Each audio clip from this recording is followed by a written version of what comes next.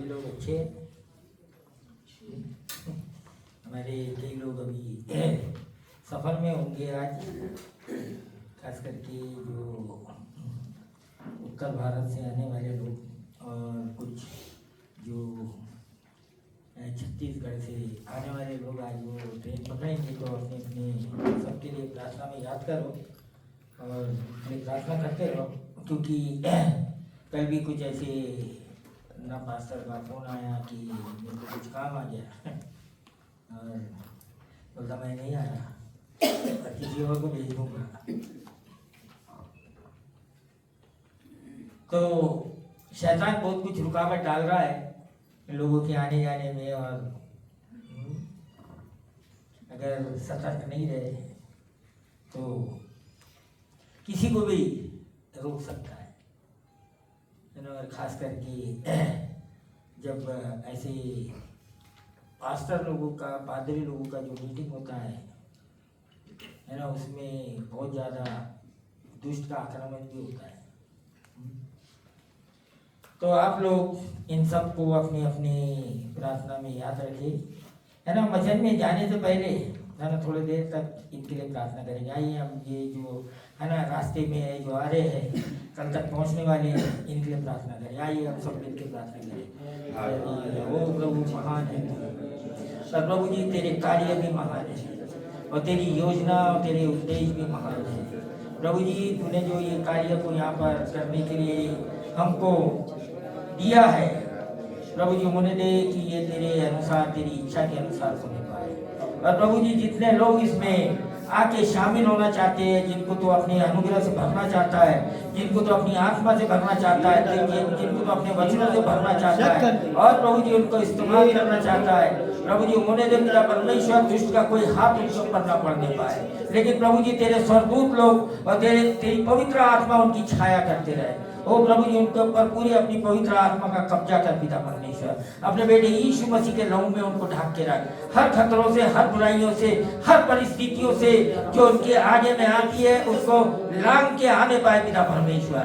और प्रभु जी वो ना कि परिस्थितियों को देखे, ना तो कोई चीज को देखे, लेकिन प्रभु जी केवल तुझको देख के वो आ सके पिता।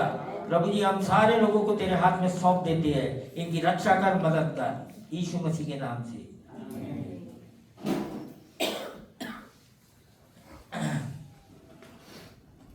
आज हम फिर जाएंगे इसमें इब्रानियों की पत्री में, और पिछले बार हमने 9 अध्याय का 23 पद तक देखा था, और आज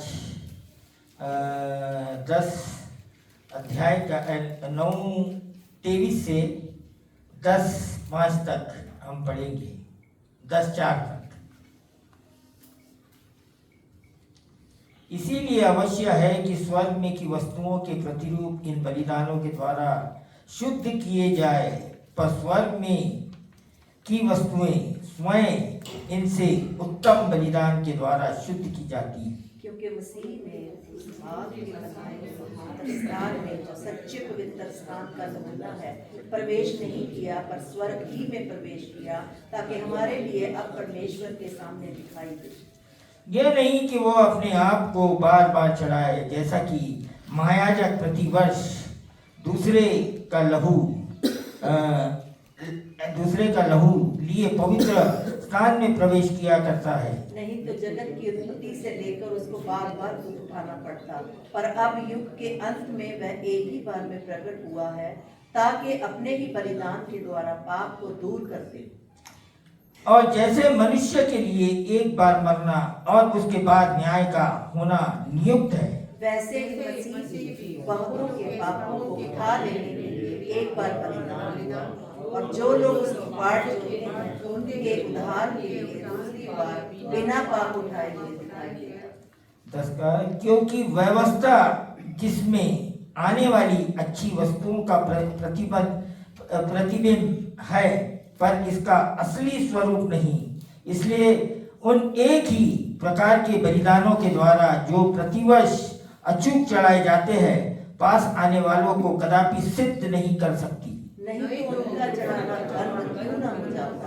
इसलिए इसलिए जब सेवा करने वाले एक ही बार शुद्ध हो जाते हैं तो फिर उनका विवेक उन्हें पापी न ठहराता, परंतु उनके द्वारा प्रतिवर्ष पापों का स्मरण हुआ करता है, क्योंकि ये हर होना है कि बैलों और बकरों का लहू पापों को दूर करे। आइए प्रभु अपने वचन को आशीष दे, है ना। आज हम ये अपने आ गए, ये खास करके ये अब जो बात कर रहा है ना, ये यीशु मसीह के बलिदान के बारे में बात कर रहा है ना। यीशु मसीह हम देखते आ रहे हैं कि वो सबसे उत्तम नाम, हाँ, सबसे उत्तम बलिदान, हाँ, सबसे उत्तम वाचा, हाँ, और सबसे, है ना, जिसके पीछे चलना सबसे उत्तम बात। दुनिया में बहुत सारी उत्तम बातें हैं, लेकिन जो कोई भी यीशु मसीह के पीछे चलता है, जो कोई यीशु मसीह के, है ना, आवाज सुन के चलता है, उससे उत्तम बात कोई भी नहीं। ये यीशु मसीह आज, है ना, मैं देखता कि लोग, है ना, सेवा का नाम और प्रभु का नाम और, है ना, बहुत सारे चीजों को बोलते हैं, लेकिन उनके लिए सबसे उत्तम और सबसे पहला स्थान प्रभु का नहीं होता है, कुछ और ही रहता है।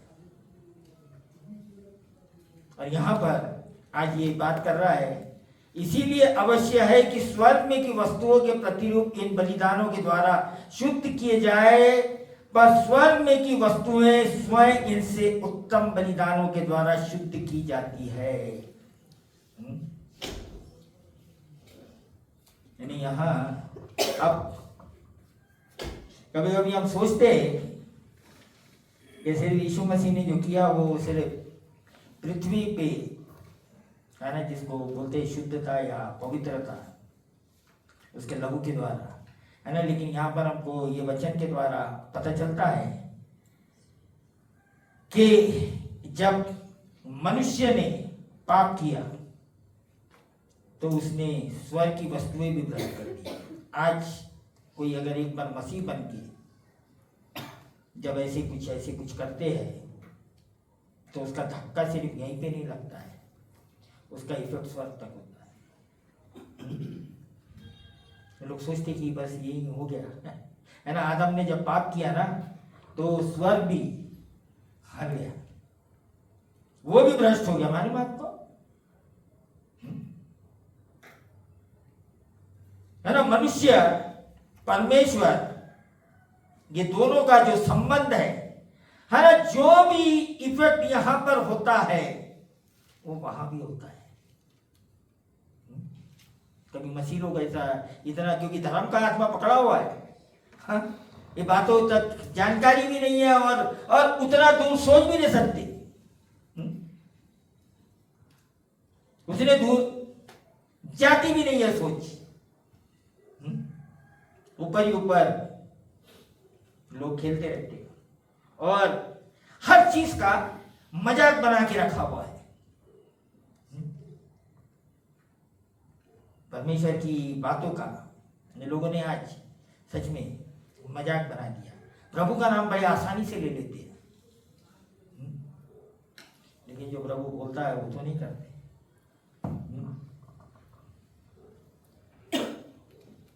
है ना, बड़ा आसान है प्रभु का नाम लेना, है ना। ऐसे ये धर्म का आत्मा बड़ा काम कराता है, प्रभु ने, लेकिन, है ना, यहाँ पर ये यीशु मसीह ने जब, है ना, लहू बहाया तो ये किसी मनुष्य के बनाए हुए मंदिर में नहीं गया, ये कहाँ गया? कहाँ पर? स्वर्ग में गया। मनुष्य के बनाए, हाथ के बनाए हुए उसको नहीं। क्यों? क्योंकि जो भी चीज पास होती है, जो भी व्यवस्था या कानून या विधि कहां से पास होती है? स्वर्ग में।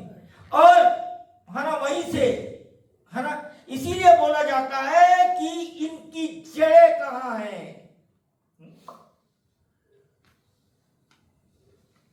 अगर हमारा जड़ें स्वर्ग से लगी नहीं है तो हम पृथ्वी पे स्वर्ग की बातें नहीं कर सकते। हम पृथ्वी के ऊपर बैठ के स्वर्ग की बातें नहीं कर सकते, है ना। यहाँ यीशु मसीह क्या किया, सबसे पहले जाके कहां पर शुद्धिकरण किया, स्वर्ग में, है ना। आजकल लोग क्या बोलते हैं, हमारे क्या नहीं, हमको कुछ किससे क्या मतलब है, हम तो अपना कर लेते हैं।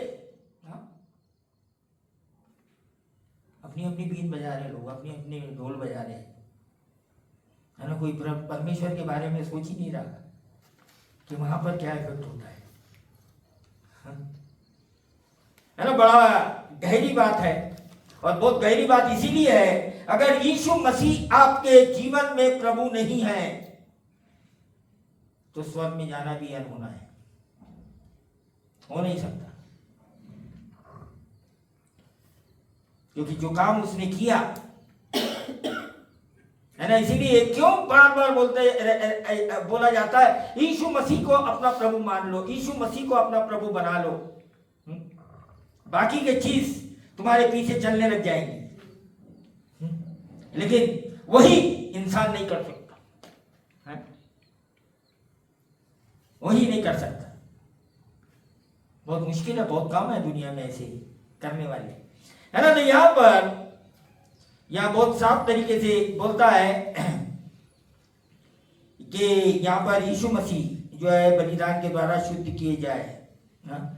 मतलब कि यहाँ पर जो पुराने नियम के अंदर में जितने भी बलिदान जो चल रहे थे, जितने भी जो टोटके चल रहे थे, वो सब व्यर्थ हो गए। आज भी इंसान अपने कामों के ऊपर बड़ा भरोसा करता है, अपनी धार्मिकता के ऊपर बड़ा भरोसा करता है, हाँ? अपने आप को कुछ और ही सोचते लगता है। क्या हो गए वो? अगर वो बेकार नहीं थे तो यीशु मसीह का चढ़ना व्यर्थ था। अगर उनके काम ही लोगों को शुद्ध कर देते, उनके बलिदान ही, या उनके जो है ना, जो भी किस्म का काम करते थे वो अगर शुद्ध करते तो ये काम होना ही नहीं था। यीशु मसीह को है ना क्रूस पे चढ़ने की जरूरत ही नहीं थी। लेकिन क्या हो गया, ये सारे बलिदान क्या हो गए, असफल हो गए। ये सारा सिस्टम जो था वो क्या हो गया, फेल हो गया, पूरी तरीके से फेल हो गया, है ना। आज भी इंसान क्या सोचता है कि मैं कुछ कर लूंगा। मैं आपको बताना चाहता, बहुत बड़ा धोखा होने वाला है।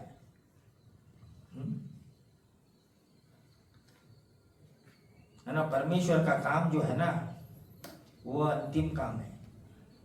मनुष्य के काम उसके सामने टिक नहीं सकते।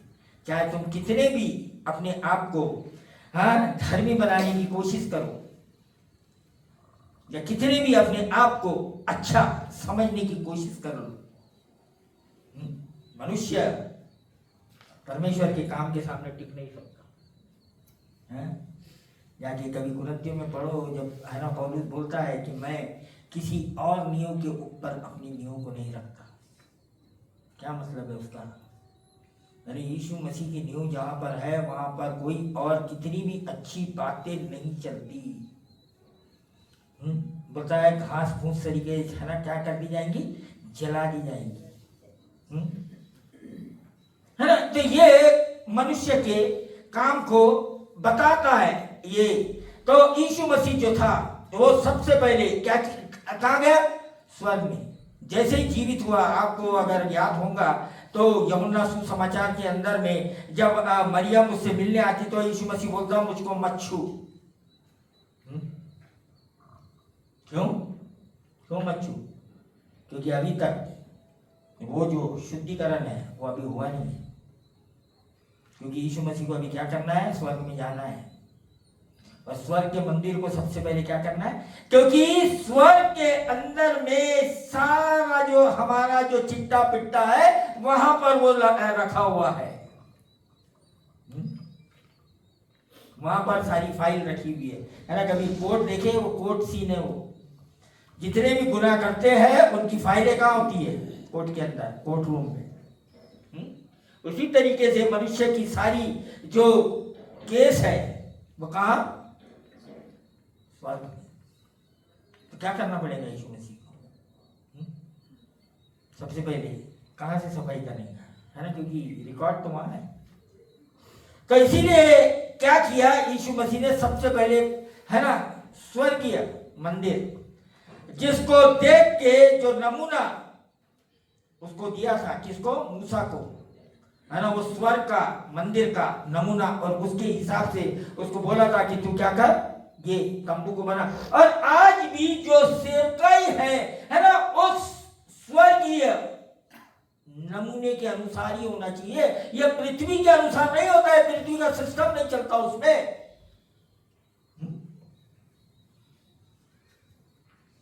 लेकिन लोग पृथ्वी का सिस्टम उसमें चर्च के अंदर घुसाने मांगते हैं, अपने परिवार का सिस्टम उसके अंदर घुसाने मांगते हैं, अपने विचारों का सिस्टम उसके अंदर घुसाने मांगते हैं।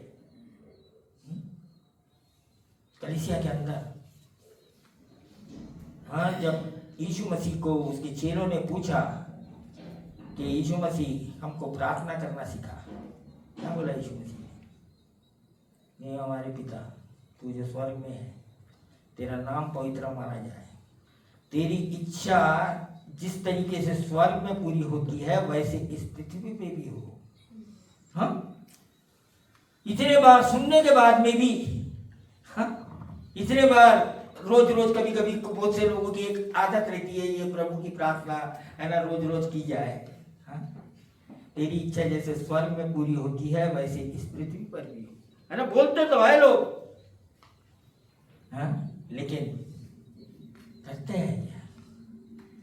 यहाँ तो बोला जाता है कि नहीं, तेरी इच्छा तो पीछे रख, हमको तो अपनी इच्छा पूरी करने दे।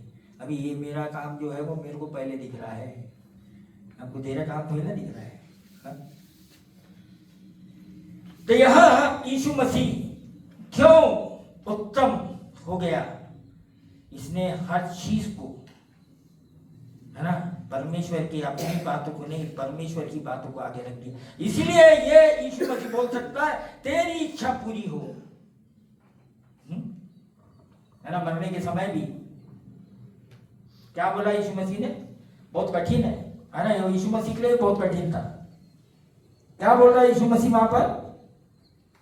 मैं चाहता तो हूं कि नहीं हो ऐसा, लेकिन फिर भी मेरी नहीं लेकिन तेरी इच्छा पूरी हो। आज कोई मसीह लोग बहुत दुनिया में बहुत कम है जो ऐसा बोलते हैं। पहले हमारी इच्छा को पूरी होने दो, बाद में देखेंगे क्या करना है।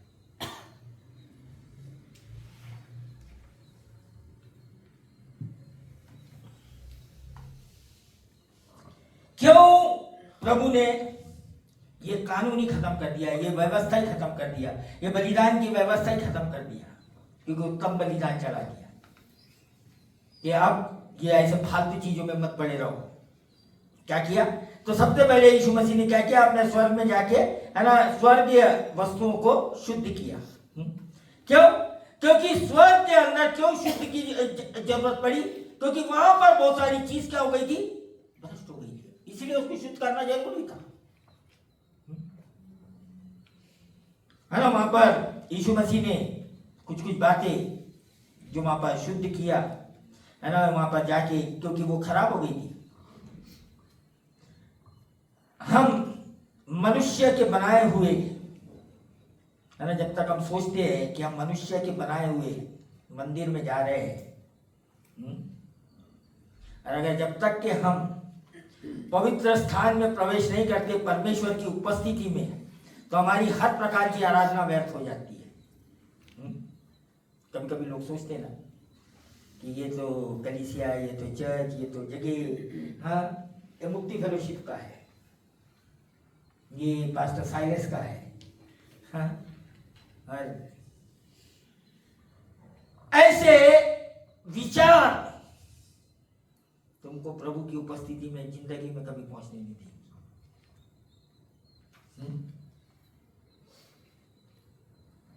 कभी नहीं पहुंचने देंगे जब तक कि हमारा जो सोच है, जो माइंडसेट है, वो ना टूटे कि भाई हम जीवते परमेश्वर की आराधना करने के लिए जीवते परमेश्वर के पास जा रहे हैं। ना कि किसी व्यक्ति को देख के, या किसी को देख के, है ना। इसीलिए क्या होता है, जब इस प्रकार के जो सोच जो दुष्ट लोगों के दिमाग के अंदर में डाल देता है, इससे क्या होता है ना कि वो जो परमेश्वर की इच्छा है, हम उस परमेश्वर की इच्छा के विरोध में करते रहते हैं। क्या करते रहते हैं? धर्म के काम करते रहते हैं, किसी को दिखाने के लिए या बताने के लिए कि हम बड़े अच्छे लोग हैं या हम इसके समान नहीं है। ये बार हमारा जो इसका जो शीर्षक है ना, नेटवर्क।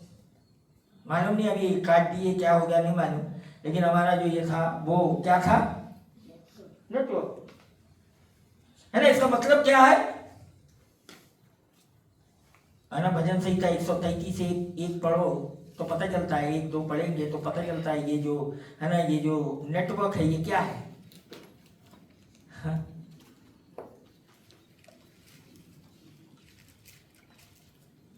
भजन संहिता 133। देखो ये क्या ही भली और मनोहर बात है कि भाई लोग आपस में मिले।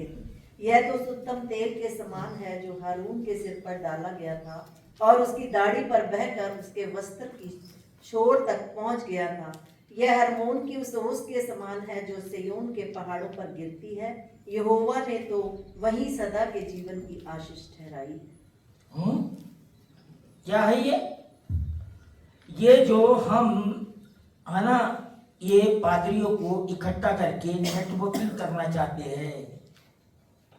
अगर लोगों के बीच में एकता ही नहीं है, अभिषेक हो ही नहीं सकता। लोग बड़े अभिषेक की प्रार्थना करते हैं, जागृति की प्रार्थना करते हैं, लेकिन आपस में ठीक नहीं है। किसके विरोध में काम कर रहे हैं? परमेश्वर के विरोध में काम कर रहे हैं। इसीलिए क्या बड़ा जरूरत है ना, यीशु मसीह ने बलिदान जो चढ़ाया है ना, बलिदान क्यों चढ़ाया? बलिदान का मतलब क्या है? हमारा और परमेश्वर का मेल करा दे, जोड़ दे।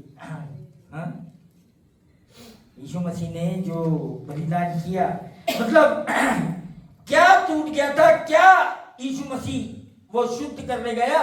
ये जो कनेक्शन, ये जो तार परमेश्वर का और मनुष्य का टूटा हुआ है, इसको जोड़ दिया। मतलब एक कर दिया, यीशु मसीह ने एक कर दिया। इसलिए बोलते हैं ना कि यीशु मसीह मनुष्य के बनाए हुए मंदिर में नहीं गए। यहाँ लिखा है, क्योंकि है ना, यहाँ 2 वचन 24 में, क्योंकि मसीह ने उस हाथ के बनाए हुए पवित्र स्थान में, जो सच्चे पवित्र स्थान का नमूना है, प्रवेश नहीं किया, पर स्वर्ग ही में प्रवेश किया, ताकि हमारे लिए अब परमेश्वर के सामने दिखाई दे।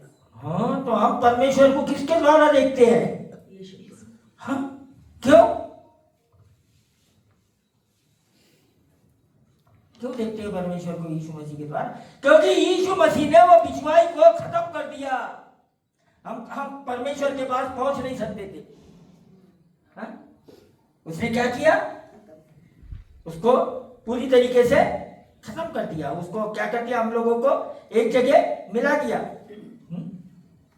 परमेश्वर ने आराधना का जो सिस्टम और जो मंदिर का सिस्टम क्या क्यों किया था? क्या है? हाँ, आराधना असली। हाँ? परमेश्वर का हमारे बीच में उपस्थिति, परमेश्वर के सामने में हमारी उपस्थिति, है ना। हम जो आराधना करते हैं उसका मेन मकसद क्या होता है? परमेश्वर की उपस्थिति। कोई कितनी अच्छी आराधना कर रहा है, कितना अच्छा गा रहा है, बजा रहा है ना, बहुत अच्छी बात है, गाना बजाना बहुत अच्छे से, है ना। लेकिन जो मकसद है वो क्या है?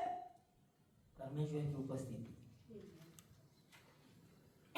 है ना। यीशु मसीह इतना क्यों बलिदान चढ़ा रहा है? क्योंकि पुरानी आराधना भी क्या हो गई? इनकम्प्लीट हो गई, बिना असली बलिदान की।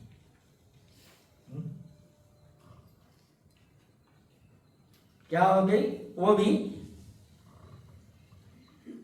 अधूरी हो गई है ना। इसलिए यहाँ आखिर में 27 वचन में जाके है ना, यहाँ बीच में बोलता कि और बलिदान चढ़ाने की कोई जरूरत नहीं है, अंतिम बलिदान चढ़ गया है ना। ये 27 वचन बहुत खास वचन है इसका। 27 वचन पढ़िए। और जैसे मनुष्यों के लिए एक बार मरना है और उसके बाद न्याय का होना नियुक्त है, वैसे ही मसीह भी बहुतों के पापों को उठा लेने के लिए एक बार बलिदान हुआ, और जो लोग उसकी बाट जोतते हैं उनके उद्धार के लिए दूसरी बार बिना पाप उठाए हुए दिखाई देगा। मनुष्य का एक बार मरना जरूरी है। ये वो थ्योरी नहीं है कि बार बार जन्म लेंगे और बार बार तुम है ना दूसरे जन्म में कुछ कर लेगा। अभी भी है ना, जब है ना जो जो जो ये माइंडसेट नहीं तोड़ता है ना, लोग सुधरते क्यों नहीं मालूम आपको? उनके दिमाग के अंदर में कहीं तो भी सबकॉन्शियस के अंदर में बाद में फिर मौका मिल जाएगा, बाद में फिर दूसरा जन्म हो जाएगा, क्योंकि वो माइंडसेट दिमाग के अंदर अभी भी बैठा ही हुआ है, वो टूटा नहीं है अभी तक। मनुष्य का एक बार मरना और उसके बाद में न्याय होना। मान लिया जाए आप आज बिना पश्चाताप के मर गए, सोचो अभी आपके जीवन में, आज अपने जीवन में झांक के देखो कि आपके कितने पश्चाताप बचे हैं अभी। अगर आज आपने पश्चाताप नहीं किया और मर गए आज, कहाँ होंगे? एक बार मनुष्य का मरना और उसके बाद न्याय होना नियुक्त है। इसलिए बोला जाता ना, आज का दिन उद्धार का दिन है। लोग बोलते नहीं, अभी तो हमने मन ही नहीं तैयार हुआ, हमारा तो फलाना ही तैयार नहीं हुआ, हमारा तो यही तैयार नहीं हुआ।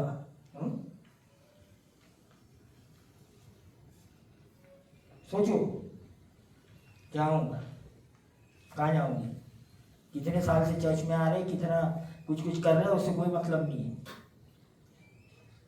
इसलिए आज का दिन क्या है? उद्धार का दिन है।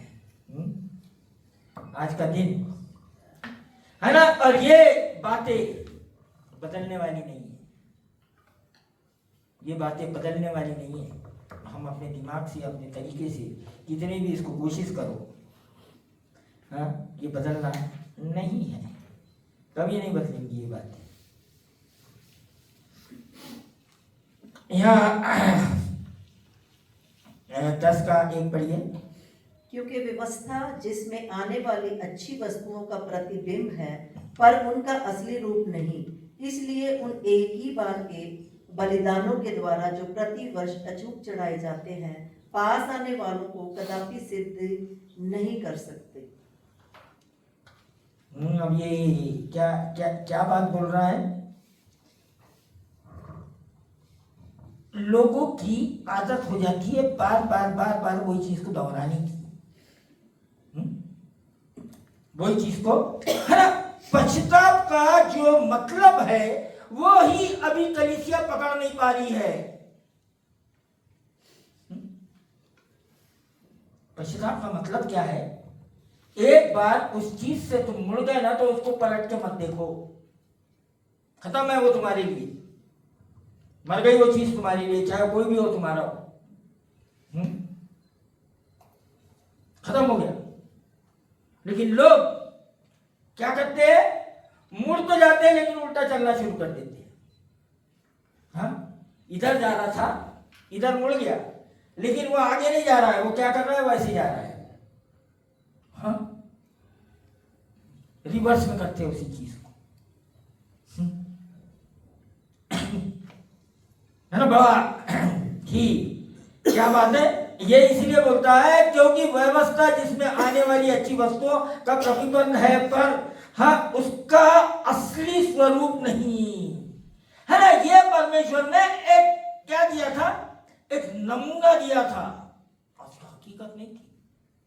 आज भी लोग अपने है ना कानून के ऊपर टिके रहते हैं, परमेश्वर की बातों के ऊपर नहीं टिके, अपने कानून के ऊपर, अपनी व्यवस्था के ऊपर टिके हुए है ना। वो असली नहीं है। पर उसका असली स्वरूप नहीं। इसलिए उन एक ही प्रकार के बलिदान के द्वारा प्रतिवर्ष अचूक चढ़ाए जाते हैं, पास आने वालों का कभी सिद्ध नहीं कर सकती। आप कितने भी तोड़ के कर लो, कितने भी अपने तरीके से कुछ का कुछ करके देख लो, कितने भी धार्मिकता के काम करके देख लो, उसका हल नहीं है। उसका हल नहीं है। आजकल जब है ना, खास करके पादरी वगैरह से बात करो, उनको कोई जस्टिफाई करना रहता ना, तो कुछ कुछ है ना बहाने। जैसे कल मेरे पास में फोन आ गया और वो पादरी मेरे को बोलता कि पादरी साहब मैं आऊँगा नहीं। क्या बात होगी?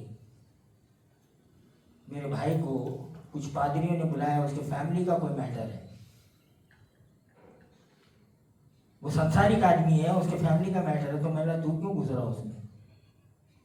सबसे पहली बात, तो तू कोई उद्धार करता है, उसको बचाने जा रहा है?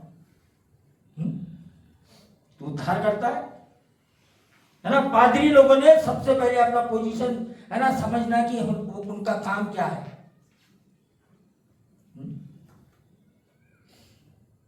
मतलब उद्धार करता बनने की कोशिश नहीं करना कि हम सबको बचा लेंगे।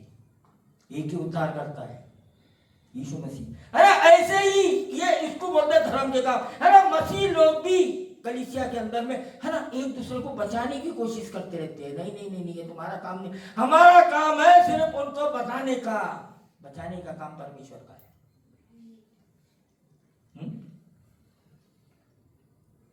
बचाने का काम परमेश्वर का, हमारा काम नहीं है ना। तो मैंने बोला तेरे ऊपर शैतान ने बहुत जोर से आक्रमण कर दिया, तूने टिकट बुक किया, तूने सब कुछ किया, बोलता ऐसा तेरे ऊपर आक्रमण हो गया। बोला तू एक और एक दिन ले और मेरे को कल अपना फैसला बता। तेरे जीवन में परमेश्वर का पहला स्थान है या वो पादरी लोगों का पहला स्थान है? उनको बोल कि वो पोस्टपोन कर दो, मैं कोई बहुत जरूरी काम से जा रहा हूं, या मेरे को बहुत जरूरी काम है। हाँ, क्या करो? पोस्टपोन कर दो। हिम्मत नहीं है लोगों के अंदर में। डरते क्या हो जाएगा, नतीजा क्या हो जाएगा? भाई परमेश्वर की अगर इच्छा ही नहीं है उसके अंदर में, तो नतीजा क्या होना है? हाँ, तुम रहेंगे या नहीं रहेंगे, नतीजा क्या होना है? नतीजा गलत ही होना है। परमेश्वर की इच्छा ही नहीं है उसमें। परमेश्वर की इच्छा है यहां पर आना, तुमने परमेश्वर के वचन सुनना, लेकिन तुम जा रहे अपने काम से वहां पर, हाँ, जो विश्वासी भी नहीं है। क्या होगा? है ना, इसीलिए ये जो ऐसे काम करने वाले और ऐसा करने वाले ये सोचते हैं कि हमारा उद्धार हो जाएगा। नहीं हो सकता। बार बार ये इजरायली लोग वही काम करते रहते थे, वही करते रहते थे, हजारों साल कर दिए, लेकिन उद्धार नहीं हुआ।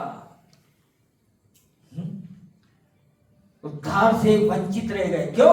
क्योंकि इनके कानून इनके लिए ज्यादा बड़े थे, परमेश्वर की बात से ज्यादा बड़े इनके कानून थे। है ना, मत्ती 23:23 के अंदर में है ना, 23:23 ही है, पढ़िए जरा। शास्त्री लोगों, फरीसी लोगों को एक बात बोलता है यीशु मसीह।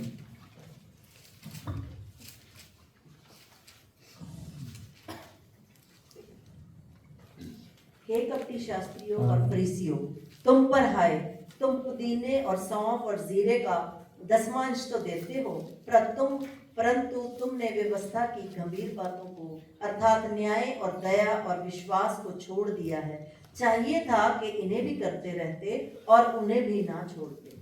ये इनको बोलते हैं, ये जो व्यवस्था को मानने वाले लोग ऐसे है ना, इनके पास में सिर्फ एक ही आंख है, बाहर की। क्या देखने के माने क्या दूसरों को, हाँ, अंदर नहीं दिखता इनको मेरे क्या चल रहा है। ये सबसे बड़ा प्रॉब्लम है कलीसियाओं के अंदर।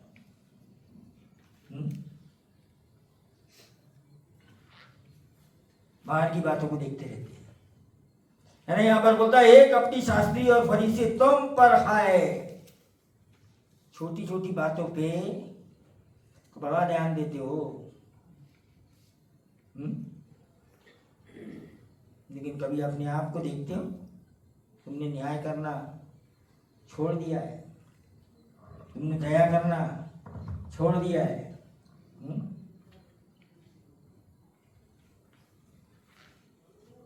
यहाँ इसीलिए ये लोग व्यवस्था की बातों को लेकर लोगों के ऊपर थोप के लोगों को क्या कर रहे थे, जांच पड़ताल कर रहे थे। इसलिए क्या हो गया, इनका ये इतने सालों का काम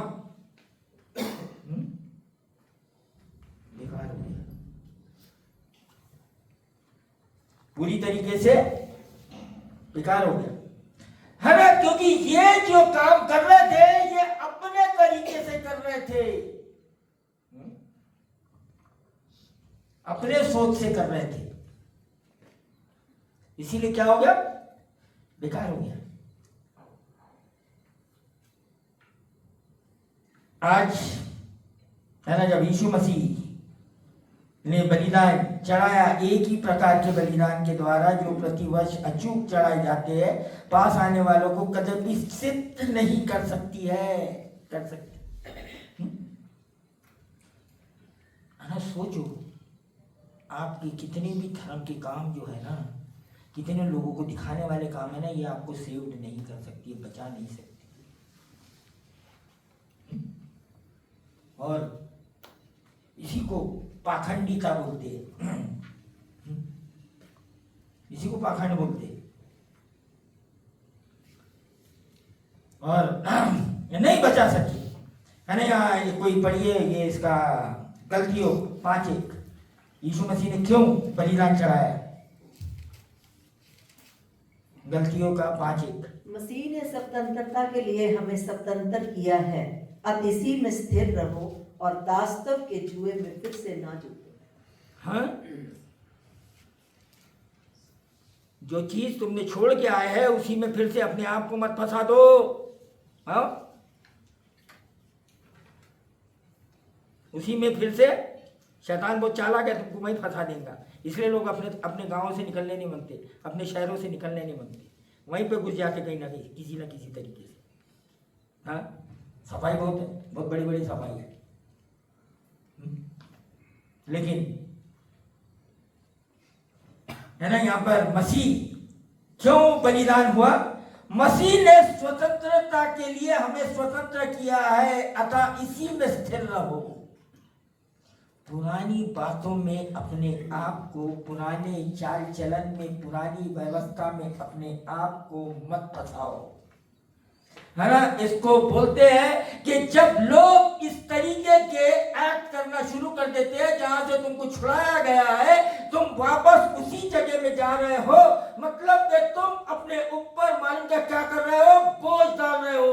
मैंने कई लोगों को बोला छोड़ दो यार इसको, बोझ से हट जाओ, नहीं सुनते। उनको बोझ अच्छा लग रहा है, दबे दबे रहना अच्छा लग रहा है। स्वतंत्रता नहीं चाहिए, वंचित है, असली में उद्धार से पूरी तरीके से वंचित है, पूरी तरीके से उद्धार से वंचित है। खतरनाक बात है। 4 पढ़िए, नहीं है 5 का, वही गलती हो। तुम जो व्यवस्था के द्वारा धर्मी ठहरना चाहते हो, मसीह से अलग और अनुग्रह से गिर गए हो। हाँ, क्या है, क्यों यीशु मसीह छुड़ाना चाहता है? तुम जो व्यवस्था के द्वारा धर्मी ठहरना चाहते हो, अपने धर्म के काम बड़े सामने आ जाते हैं। मेरे को कोई बुरा नहीं बोलना चाहिए, मैं लोगों को दिखाने के लिए बड़ा अच्छा बना रहूंगा। दिखाओ अपनी हकीकत, छुटकारा चाहिए।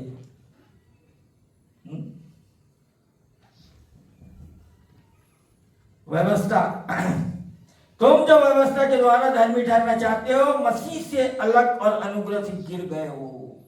सुन लो, ये बहुत सारे लोगों का माइंडसेट है, बहुत सारे लोगों का चर्च के अंदर में ये माइंडसेट है, हम बड़ा अच्छा कर रहे हैं, लेकिन यीशु मसीह की नजर में गिर चुके हो। लोगों को दिखाने के लिए, लोगों को ये करने के लिए, लोगों को वो करने के लिए, हाँ, है ना। जब तुम पूरी तरीके से बदल जाओगे या पूरी तरीके से तुम तो अनुग्रह हो जाएगा, तुमको कुछ बोलने की जरूरत नहीं पड़ेगी। सुनो ध्यान से, अनुग्रह किसको बोलते? तुमको बार बार कुछ दोहराने की जरूरत नहीं पड़ेगी, है ना। तुम्हारे अंदर से ही अच्छे काम निकलना शुरू हो जाएंगे। किसी को बताने की, बोलने की जरूरत नहीं पड़ती। और अगर वो अभी भी व्यवस्था के चुंगल में है, व्यवस्था के चुंगल में फंसा है, उसको बार बार बताना पड़ेगा, बार बार उसको बोलना पड़ेगा, ये मत कर, ये मत कर, ये मत कर, ये मत कर। हाँ, जिस तरीके से बच्चों को बार बार बोला जाता है ना, ये मत कर यार, इससे ऐसा हो जाएगा, ये मत कर यार, ये हो जाएगा, वो मत कर, उसको ऐसा हो जाएगा। ये जो सालों से कलीसिया के अंदर आ रहे हैं, उसको बोलने की जरूरत नहीं है। उनको बोलने की जरूरत नहीं है, लेकिन ये चीज बताती है कि वो अनुग्रह से और उद्धार से बहुत दूर है, यीशु मसीह से बहुत दूर है, कहीं पे भी नहीं। लेकिन धोखा ये है कि वो सोच रहे हम बड़े नजदीक है।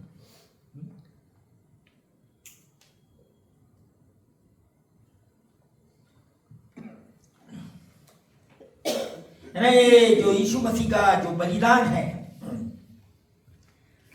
ना, परमेश्वर आज है ना ऐसे बातों को है ना क्या कर रहा है ना, ढूंढ रहा है। यहाँ पर अगर आप साल बेसाल, दिन प्रतिदिन है ना, आपका चरित्र नहीं बदल रहा है, आपकी सोच नहीं बदल रही है, आपके कार्य नहीं बदल रहे हैं, तो अपने आपको जाके है ना चेक करो, कहाँ गोटियां फंस गई है, कहाँ पर तुम उद्धार से वंचित हो गए हैं, अनुग्रह से वंचित हो गए हैं। लेकिन क्या कर रहे हैं? अपनी ताकत से चल रहे हैं। चाहे कितना भी बड़ा काम के काम कर रहे हो, चाहे कितनी बड़ी भी सेवकाई कर रहे हो, कितना भी बड़ा लोगों को क्या कर रहे हो, क्या नहीं कर रहे हो, है ना, वो भी करे तो बहुत अच्छी बात है। लेकिन हमारे चर्च में तो वो भी नहीं करते, बड़ी दुख की बात है। बड़ी दुख की बात है, इतना गहरा वचन सुनने के बाद में कुछ नहीं करते, वंचित है ना लोग उद्धार को दिन प्रतिदिन, है ना। और ये अंतिम दिन में बहुत खतरनाक बात होने वाली है। ये सब चीज कलीसिया के अंदर दिखने लगेंगी, जिस तरीके से दिख रही है आज, कलीसिया के अंदर में दिखेंगी। धर्म का आत्मा काम करेगा, पवित्र आत्मा नहीं काम करेगा, व्यवस्था का आत्मा काम करेगा।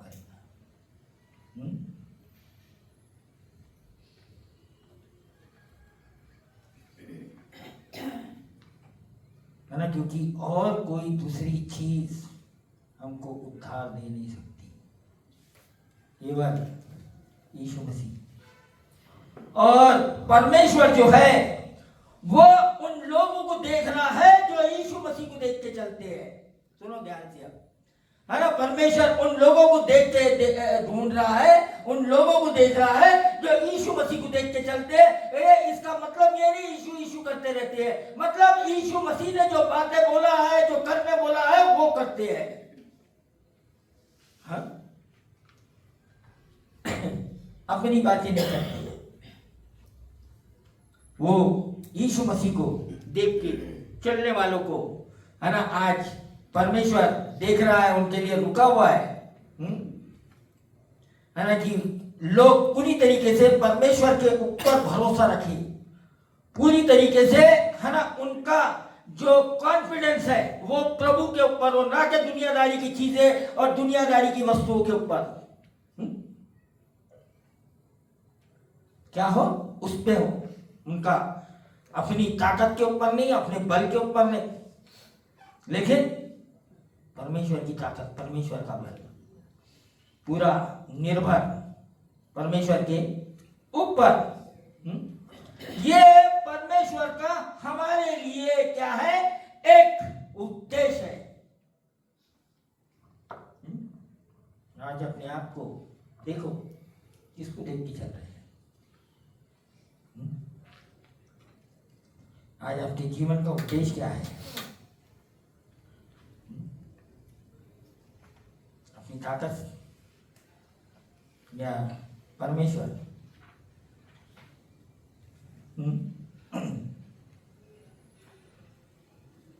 है ना। यहाँ 4 वचन पढ़िए 10 का। क्योंकि ये अनहोना है कि बैलों और बकरों का लहू पापों को दूर करे। अनहोना है ये बाकी के बलिदान जो चढ़ाने की कोशिश कर रहे हैं, ये तुम्हारे पाप को दूर नहीं कर सकते। आपका कितना भी अच्छा काम, कितनी भी अच्छी मेहनत आपके पाप को दूर नहीं कर सकती है। 3 इसका 2 भी पढ़िए, किसी का ये 10 का।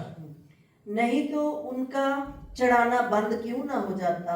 इसलिए जब सेवा करने वाले एक ही बार शुद्ध हो जाते हैं तो फिर उनका विवेक उन्हें पापी ना ठहराता। हाँ, परंतु उनके द्वारा प्रतिवर्ष पापों का स्मरण हुआ करता है, क्योंकि ये अनहोना है कि बैलों और बकरों का लहू पापों को दूर करे। है ना। ये इसमें क्या होता था मालूम क्या, इनका ये क्यों छुटकारा नहीं पाते थे, क्योंकि कानून में फंसे हुए थे। तो इनका विवेक जो है वो शुद्ध होता ही नहीं था। इसलिए क्या होता था कि वही सारी बातें उनको बार बार बार बार बार बार करना पड़ता था। क्यों बोलते कि यीशु मसीह ने एक ही बार पूरा कर दिया। अगर एक बार कोई यीशु मसीह के लहू में धुल गया है, यीशु मसीह के द्वारा उद्धार पा लिया है, तो उसको ये बार बार करने की जरूरत नहीं है। उसके अंदर में पूरा कॉन्फिडेंस आ गया है कि परमेश्वर ने मेरे को बचा लिया है और परमेश्वर के पास में आज मेरी जिम्मेदारी है और वो चलाने वाला मुझको परमेश्वर है। हाँ, इसको बोलते उद्धार।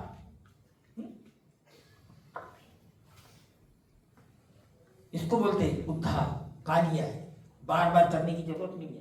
वही चीज दोहरा रहे हैं, वही चीज दोहरा रहे हैं, उसी में फंसे, उसी साइकिल में क्या कर रहा है, शैतान उनको घुमाते जा रहा है, उसी में घुमाते जा रहा है, उसी में घुमाते जा रहा है। वहीं फिर बाद में स्क्वायर वन के ऊपर आ जाते, कितना कुछ भी कर ले, कुछ भी कर ले, वो वहीं पे पहुंच जाएंगे आखिर में, या उससे भी बदतर हो जाएंगे पहले से।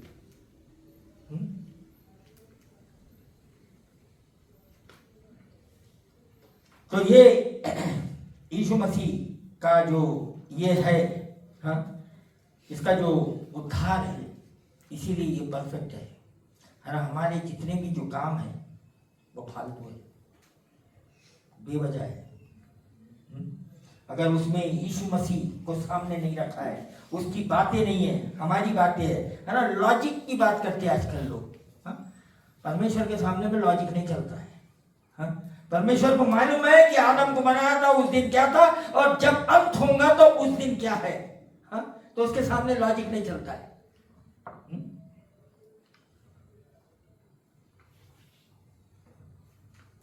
उसके सामने में किसी प्रकार का नहीं चलता है ना। यहाँ हम ये 5 वचन को पढ़ेंगे, इसके बाद में हम आज का ये यहीं पे अंत करेंगे, क्योंकि ये बात बहुत खास है। 5 वचन पढ़िए 10 का। इसी कारण वह जगत में आते समय कहता है, बलिदान और भेंट तूने ना चाही, पर मेरे लिए एक देह तैयार की है ना। जिसको ये वचन नहीं समझ में आया उसके कुछ भी समझ में नहीं आया।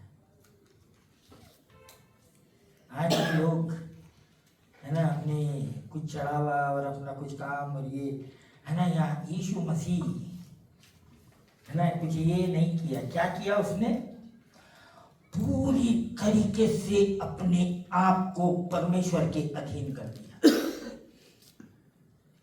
यीशु मसीह ने क्या एग्जाम्पल सेट किया हमारे माँ को। क्यों बोलता है कि ये नहीं चाह बलिदान भेंट, पर क्या चाह, पर मेरे लिए एक देह तैयार की है। कौन सी देह है? हाँ? परमेश्वर इतने सालों से क्या कर रहा था, अपने ही बेटे की देह को तैयार कर रहा था। क्योंकि क्या था, ये है जो क्या करेगा, मनुष्य का उद्धार करेगा। हाँ, ये है ना, ये एक सिद्ध बलिदान होगा उद्धार के लोगों के लिए, उद्धार का रास्ता खोलने के लिए, है ना। उसने क्या किया, अगर आप जाके यूहन्ना उसका 5वां अध्याय है ना, उसका 16 से 30 तक पढ़ेंगे, तो यहाँ यीशु मसीह उसके अंदर बोलता है कि मैं अपनी इच्छा नहीं करता, मैं जो कुछ भी प्रभु से सुनता हूँ या जो वो बोलता है मैं वही करता हूँ। या यूहन्ना 8 उसका 28-29 पढ़िए, वो बहुत लंबा है वाला 16 का, ये यूहन्ना 8 28-29। तब यीशु ने कहा, जब तुम मनुष्य के पुत्र को ऊंचे पर चढ़ाओगे तो जानोगे कि मैं वही हूँ। मैं अपने आप से कुछ नहीं करता, परंतु जैसे मेरे पिता ने मुझे सिखाया वैसे ही ये बातें कहता हूँ। मेरा भेजने वाला मेरे साथ है, उसने मुझे अकेला नहीं छोड़ा, क्योंकि मैं सर्वदा वही काम करता हूँ जिससे वह प्रसन्न होता है। हाँ, ये बात कौन बोल रहा है? यीशु मसीह। क्यों? ये पूरी तरीके से सिद्ध बलिदान है, क्योंकि इस यीशु मसीह ने कभी भी पिता के विरोध में या पिता की नहीं सुन के अपनी नहीं चलाया, उसकी सुन के पूरी तरीके से उसके पीछे चला। जो वो बोलता था वही करता था, है ना। आज अगर मसीह लोगों को बोलो कि जो प्रभु बोलता है सिर्फ वही करो, बहुत प्रैक्टिस करना पड़ेगा। प्रैक्टिस ही नहीं करते, लेकिन लोग, है ना, जब देखते हैं, है ना, कि मुश्किल आ रही है ना, तो हिल जाते हैं पूरी तरीके से, परिस्थिति को देखना शुरू कर देते हैं और प्रभु को देखना बंद कर देते हैं, और अपने ही, है ना, अपने ही जुगाड़बाजी शुरू हो जाती है। अपने लिए कुछ कमी गलती हो जाती है तो अपने लिए कुछ ना कुछ करना शुरू कर देती है। डर हो जाता है, इनसिक्योर हो जाते हैं। क्यों इनसिक्योर हो जाते हैं? क्यों डरा जाता है? क्योंकि प्रभु साथ में नहीं है, प्रभु के ऊपर भरोसा नहीं है, प्रभु के ऊपर विश्वास नहीं है। हाँ? जो दुनिया बोलती है उसकी बातें सुनने लग जाते हैं, जो दुनिया की बातें है उसको सुनने लग जाते हैं, प्रभु की बात छोड़ देते पूरी तरीके से। बोलते फिर हम मसीह हो गए। हाँ? कहां से हो गए? नहीं है। इसने, यीशु मसीह ने अपने आप को पूरी तरीके से क्या किया? इसीलिए इसके अंदर में जो दिखता है वो सिद्धता दिखती है। क्या है सिद्धता? मन कभी भी अपनी मनमानी नहीं किया। यीशु मसीह ने जब तक के पृथ्वी पे था कभी भी अपनी मनमानी नहीं किया, पूरी तरीके से अपने आप को परमेश्वर के हाथ में दे दिया, पूरी तरीके से परमेश्वर के अधीन में रहा, पूरी तरीके से आज्ञाकारी रहा। क्या सोचते आप? हाँ, यीशु मसीह को, हाँ, उसको हर चीज मानने के लिए, है ना, बड़ा खुशी से मान ले रहा सब। हाँ, ये इब्रानियों 5 पढ़ो जाके,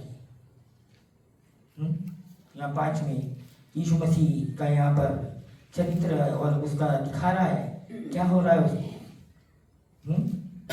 कभी कभी लोग सोचते कि यीशु मसीह था वो, है ना, बड़े आसानी से, है ना, ऐसे ही, है ना, जब परमेश्वर के पीछे चलना है तो हमको जो पसंद आता है उसको छोड़ना पड़ता है। हमको हमारे सामने क्या दिख रहा है, कौन सी है, उसको छोड़ना पड़ता है। हाँ, क्योंकि हमारा पहला स्थान परमेश्वर होना चाहिए। बाकी चीज गई, है ना, लेकिन परमेश्वर होना चाहिए। इसका आप पढ़िए 7 से।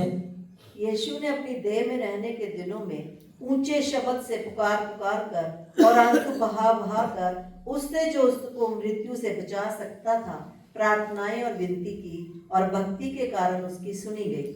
पुत्र होने पर भी उसने दुख उठाकर आज्ञा माननी सीखी, और सिद्ध बनकर अपने सब आज्ञा मानने वालों के लिए सदा काल के लिए उद्धार का कारण हो गया। क्या था उसका जो असली सिद्धता कहां से आती है? या यीशु मसीह ने यह उदाहरण को सेट कर दिया हमारे सामने कि उसने देह में रहते हुए पुकार कर चिल्लाया, है ना, उसको भी अच्छा नहीं लगता था, सीधी बात है। हाँ? लेकिन कोई चॉइस नहीं। क्यों सिद्ध बन गया? क्यों बोला जाता है कि यीशु मसीह को देख के चलो? हाँ, किसी को मत देखो। मूसा था, मूसा ने गड़बड़ी किया, है ना, दाऊद था, दाऊद ने गड़बड़ी किया, है ना, अब्राहम को ले ला, उसने गड़बड़ी किया, नूह को ले ला, उसने गड़बड़ी किया, है ना। जितने भी जो भविष्यवक्ता आए हैं, जितने भी जो प्रभु के दास आए हुए, सबके अंदर में कुछ ना कुछ गलतियां थी, कुछ ना कुछ बहुत बड़े पाप किए वो लोगों ने, लेकिन एक यीशु मसीह था जिसने कोई पाप नहीं किया। हाँ, पूरी तरीके से परमेश्वर की बात सुन के आज्ञा मानकर चलते रहा, है ना। आज जो सबसे मुश्किल काम है ना वो है आज्ञा मानना। आज्ञा ही नहीं मानती, अपनी चलाती है लोग। क्यों यीशु मसीह ऐसा हो गया? क्यों बोला जाता है उसको देख के चलो? क्यों लोग परमेश्वर को देख के नहीं चल सकते? क्योंकि उनको, वो अपने आप के खुद परमेश्वर है, उनको प्रभु से ज्यादा अपने ऊपर कॉन्फिडेंस है, प्रभु के ऊपर नहीं है। प्रभु को तुच्छ सोचते, है ना, तब ऐसे एक्शन दिखते हैं, तब ऐसे एक्शन दिखते हैं, है ना। आप काम कुछ भी करो, कोई भी ये करो, लेकिन आपका भरोसा है ना, आपके काम पे कभी नहीं होना, ना आपके काम के ऊपर, ना आपकी पढ़ाई के ऊपर, ना आपके कैरियर के ऊपर, किसी चीज के ऊपर नहीं। आपका भरोसा पूरी तरीके से प्रभु के ऊपर होना, आपका कॉन्फिडेंस पूरी तरीके से प्रभु के ऊपर होना। अगर सिद्ध होना चाहते हैं, यीशु मसीह की समानता में बनना चाहते हैं, क्योंकि दुनिया का तरीका और परमेश्वर का तरीका एक नहीं है ना। लेकिन कलीसियाओं में जब ऐसी बातें दिखती है कि परमेश्वर की बातों को छोड़कर लोग और कुछ बातें करना शुरू कर देते हैं या और कुछ ही फंडे में पड़ जाते हैं,